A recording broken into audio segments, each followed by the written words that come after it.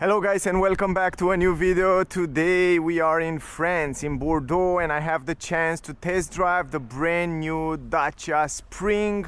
This is the full electric city car, one of the most affordable electric compact city car that you can get these days in Europe. And to be honest, I drive it before today a little bit and I'm quite surprised on the improvement that they bring to the car. I didn't expect to be that good, but we will talk as we go in the video, because in this video we will drive the car. I have separate video on my channel if you want to see the full review, interior, exterior, technical data, material quality, space, all that infos will be in a separate video. In this video we will talk about driving. I will drive the car, we will drive it together, and I will give you the feedback on how it's on the road. The version that I have with me is the extreme version, the most expensive version. It comes also with 15-inch rims. It has some plastic caps painted in black. It looks really nice with the car. Also, this is a new color for this Spring, the brick red they call it, and it looks so nice. The design of the car,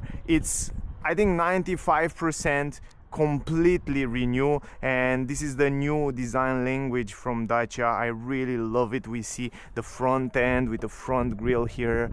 It looks very similar with the new Duster. Also the hood has some nice aggressive lines. Yeah, more about that we will talk in a different video. The only part that they keep is the roof part, this area here, but other than that, even the back and everything else, it's changed. I really like the way it looks. It looks much more modern, much nicer than before. Another important thing on the car is the fact that on the rear it comes with drum brakes, on the front ventilated brake discs, 15-inch rims on this extreme version. Also 15.1 centimeter is the ground clearance, and yeah, more about that we will talk in a different video. This is the key, guys, by the way. It still keep this same shape key, keyless entrance.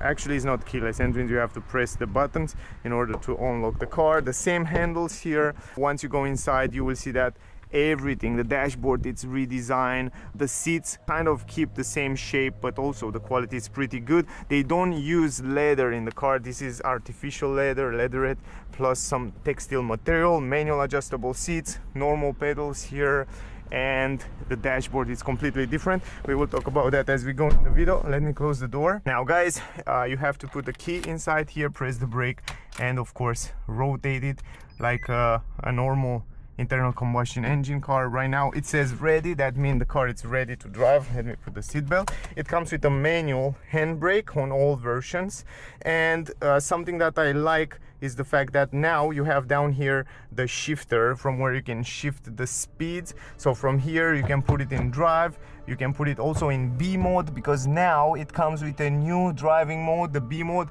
will regenerate more energy if you choose to drive in B mode. I will show you also as we go. Otherwise the dashboard, it's quite different. Also this new steering wheel look really nice, and it has a nice grip. New digital screen, new digital multimedia system that's very similar with the new Duster. If you already saw the new Duster, you probably know it.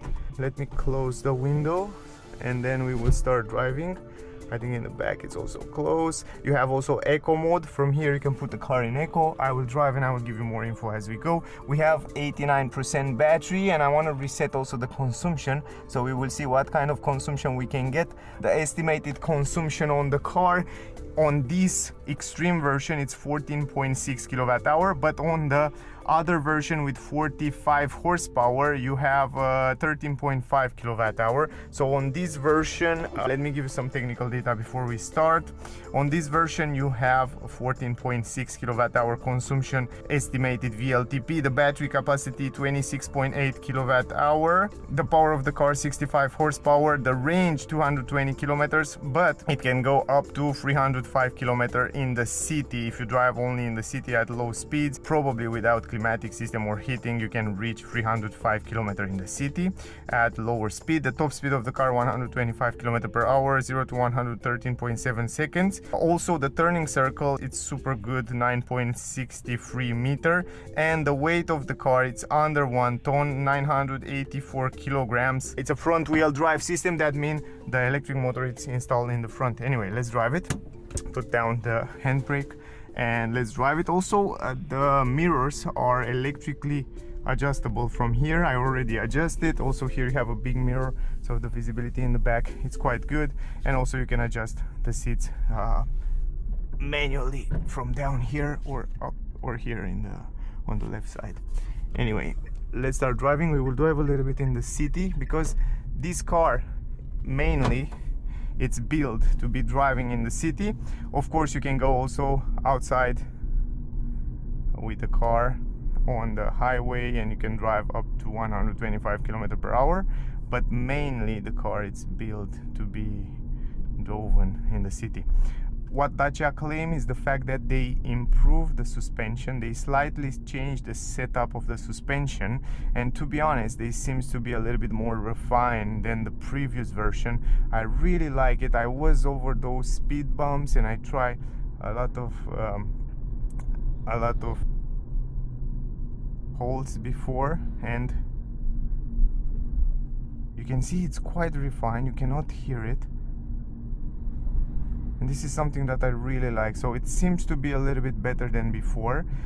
Also the steering column has been changed and rechanged completely, and it feels also a little bit better.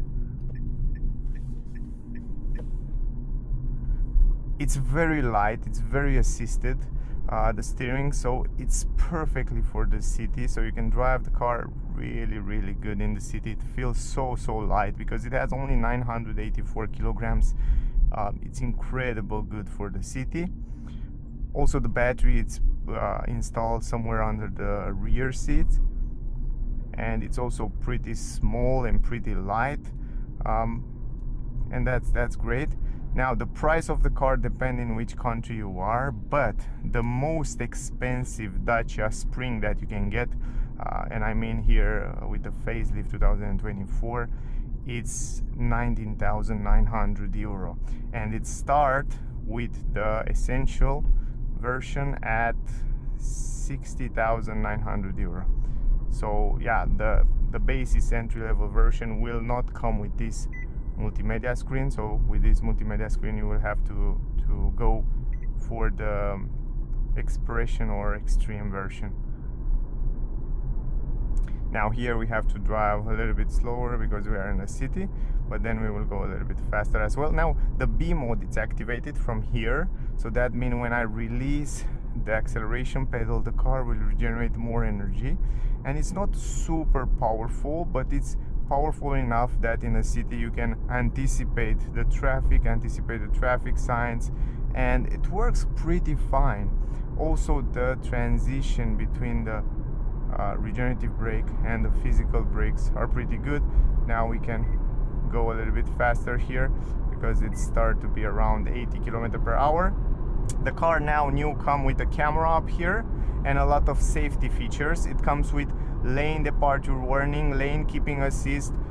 It comes with autopilot that you can activate it from here, and you can set up the speed with the cruise control basically, and the car is able to keep the speed. It can read the traffic speed limit signs, and it can warn you also when you exceed the limits. But you have also a button here from where you can activate them, turn them on all, or you can customize it so you can turn them off when you don't want to hear them, if I can say like that. Also the cruise control, very simple, adjustable from here, from physical button on the steering wheel, so that's quite nice. You can see I press the brake and you immediately feel the regenerative brake in B mode. It's quite powerful. If I go in D mode right now and you release the acceleration, it's much more smoother. It still recuperates some energy, but it's just much more smoother. Even if you are in drive mode and you release the acceleration, it still recuperates a little bit,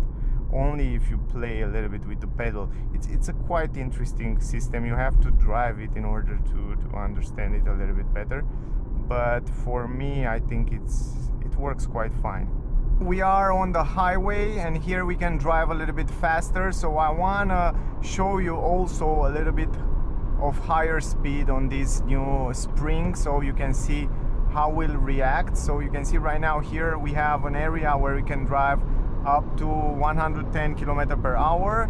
So as I tell you before, after 100 km per hour you start to hear a little bit of wind from outside. But in terms of power, the car have more than enough power. Indeed, it feels a little bit lighter because the car is crazy light. This is the advantage of a car, of a city car, electric city car. But when it comes to power, even if you floor it here, you can go to 120 without any problem. And even here at 130, 40, it hold on pretty well on the road. The only thing is that you hear a little bit of wind from outside, and you immediately feel, when you are here, you feel like the car is not it's not designed or is not set up to drive dynamic and sporty. It's designed and create to be more comfortable. It gives you more of a comfortable feeling. Also the steering, it's very light. So that's something to keep in mind. But as power, I think 65 horsepower feel more than enough to drive also on the highway, to cross pass other cars, and it feels relatively good from my point of view. Also outside today, it's a little bit. Take the first exit. It's a little bit windy today outside, so you can hear a little bit of wind from outside. Also, it's a little bit complicated, but still, after 100 km per hour, you start to hear a little bit of wind noise. So that's something to keep in mind. But otherwise, it's doing really nice.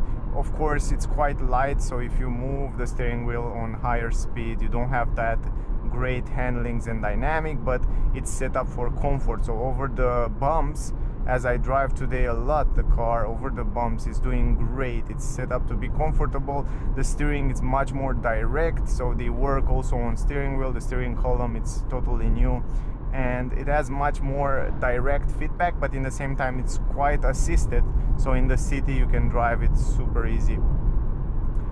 Yeah, surprisingly, to be honest, I'm surprised that the car is doing good also at higher speeds on highway. I didn't try speeds faster than 120, but up to 120 the car react very good.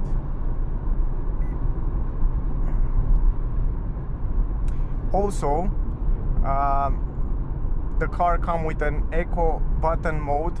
So you have an eco button right here. If you press this eco button, the car will give you the power much more smoothly. No matter how hard you press the acceleration pedal, even if you floor it, the car will give you linear the power, and that's really important. If you want to drive economical, if you don't have a light foot, eco mode will be extraordinarily helpful in most of the situations, because follow the course of the road for the next. You can see right now I want to floor it and we are in eco mode, but keep in mind, you press it down, it's in eco, but if you press it all the way down, you feel in the end, like the last centimeters, you feel like a little clutch, and if you exceed that clutch, you can see the eco mode, it's pulping. Why is that? Because it gives you maximum power. Even if you are in eco mode, if you go farther than the pedals and you feel that clutch, now it gives you maximum power. So you have eco mode when you accelerate hardly until there, and the last centimeter it's no more eco mode, even if you are driving in eco mode, if that makes sense. So otherwise, when you're driving eco, the power it's linear, it's slow, it's nice, it's economical. And even though I drive with the climatic system on, and I drive today a lot the car, and I still have, look at this, 11.9 now, it's going down the consumption. So I get around, if I remember well, I get around 10.8, 10.9 kilowatt hour consumption overall today as an average. And I'm super surprised because the estimated consumption for this model, Extreme 65 horsepower, it's 14.6 kilowatt hour. but the 45 horsepower have a 13.5 kilowatt hour. But even so, I beat both of those consumptions. I have 12 kilowatt hour right now in this moment. It's incredible in terms of efficiency. It's an incredible car, and I can explain you why. By the way, look at this. And even over the bumps, it's doing really fine, really fine. They set it up smooth, and they improve also the suspension to be much more comfortable, much more softer, but dynamic.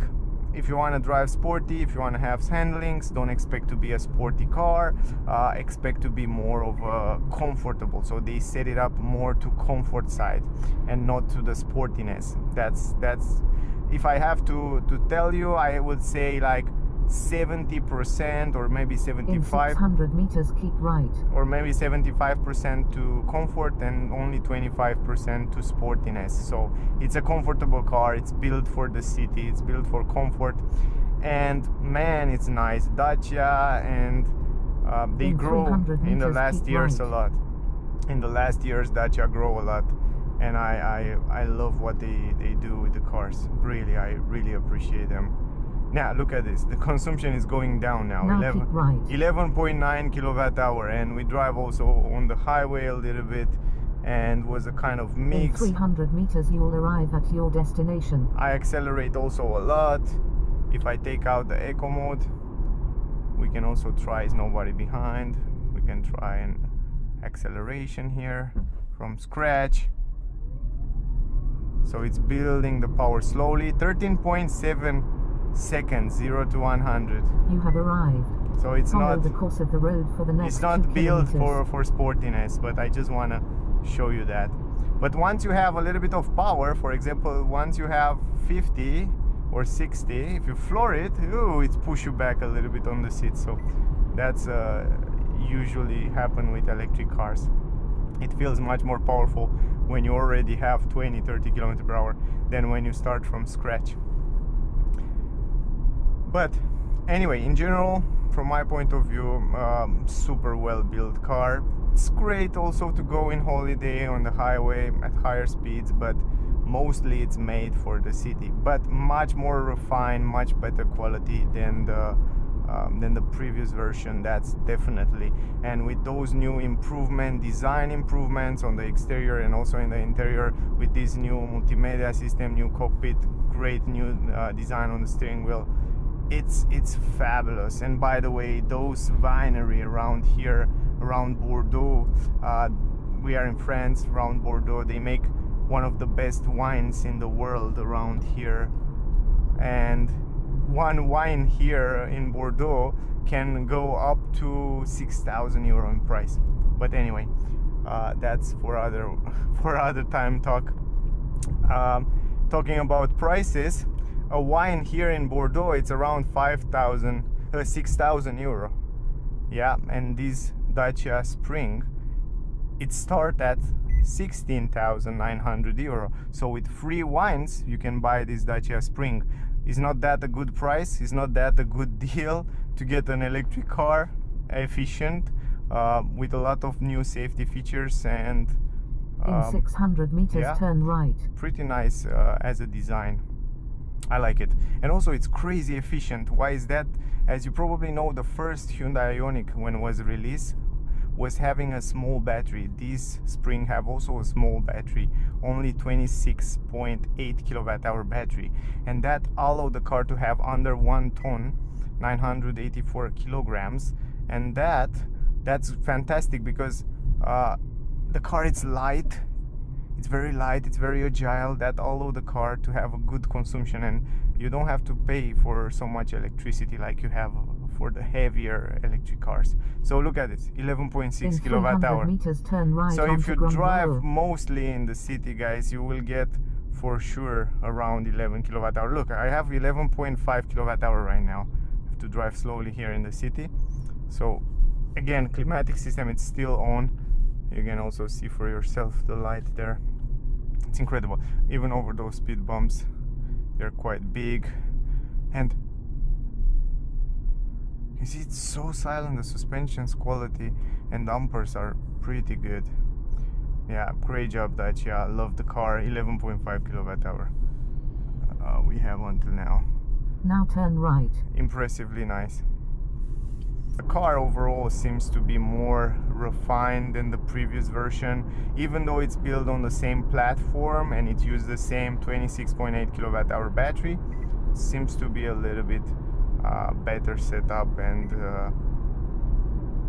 seems to be a little bit better feeling, more refined overall.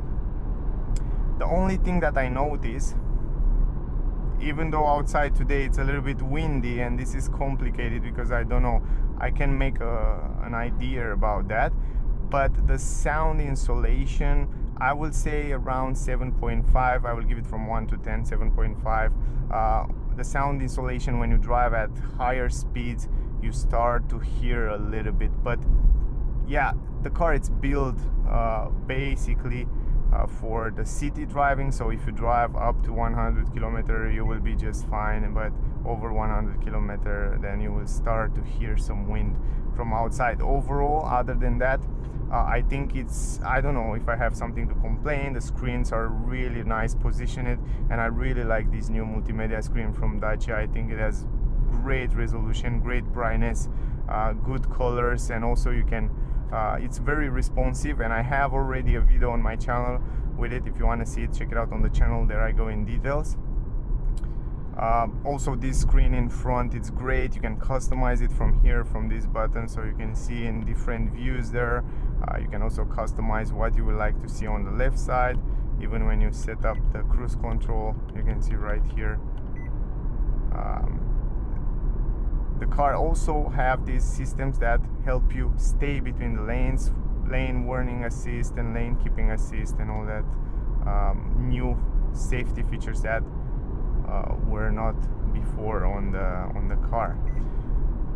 Also from here you can customize to see a simple view, to see the eco monitoring, to see the range estimation and how much you can still drive, and you can see the consumption. Until now we have 11.8.9 kilowatt hour consumption, even though on this version the official is 14.6 kilowatt hour.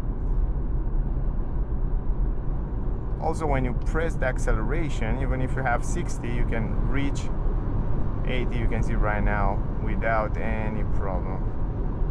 You can reach a higher speed, and if we go to 80, yeah, it stays here without any problem. It's still like it feels like it still have enough power. The position on driving, it's quite similar with the previous version. The seats are quite comfortable, and also the quality seems to be fine. You have to adjust it from here, back, forward, backward, and also the back position. The steering wheel now, it's adjustable, but only up and down. You cannot adjust it forward, backward, but that's much more useful than before. I really like the shape of the steering wheel. I think it's much nicer than before. You have a great grip, it looks lovely, and also you have a big view here and perfectly view on the digital screen. Overall, it's a very big facelift, a big update, almost as big as a new car, to be honest, and I like it. It's probably one of the biggest updates on a car these days. When I will have the car for more time, I will do a proper review as we usually do in the city on the highway, so we can test also the consumption, but also we can test a little bit more information and functions of the car. But I really like it. I mean, the steering wheel, it's very light. It's incredible light, to be honest. So that's great when you're driving in the city. That's not so great when you drive it at high speeds, for example. But when you're driving in the city, it is more than perfect. You can see right here in the city, it's easy to control, easy to go around, easy to park the car. Let's try to park it here, for example. You can see that the car comes also with a reverse camera.